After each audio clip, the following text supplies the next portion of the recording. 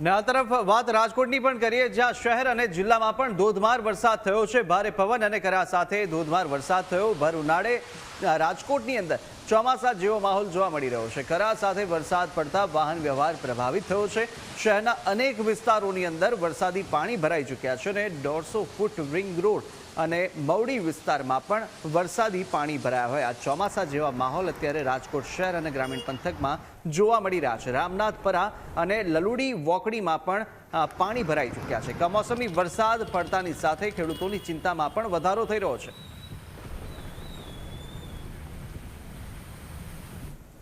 રાજકોટમાં કમોસમી વરસાદ વરસતા અનેક નીચાણવાળા વિસ્તારો પાણીમાં ગરકાવ થયા છે। હું તમને શહેરના 150 ફૂટ રિંગ રોડ પરના આ દ્રશ્ય બતાવી રહ્યો છું। અહીં ગોઠણડૂબ પાણી અત્યારે ભરાયા છે અને વાહન ચાલકોને પણ ભારે હાલાકીનો સામનો કરવો પડી રહ્યો છે। રાજકોટની આ પરિસ્થિતિ છે, માત્ર 1 ઇંચ વરસાદ થાય અને લોકોને હેરાનગતિનો સામનો કરવો પડે।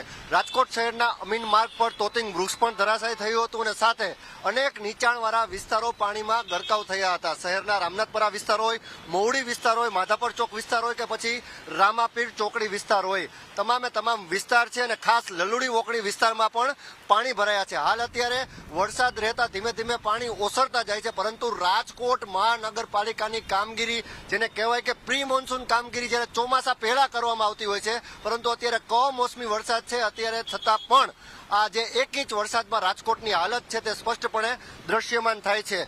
કોર્પોરેશન તંત્ર સામે સવાલ એ થઈ રહ્યો છે કે શા માટે તંત્ર ગ્રાઉન્ડ લેવલે સાચા અર્થે કામગીરી નથી કરતું।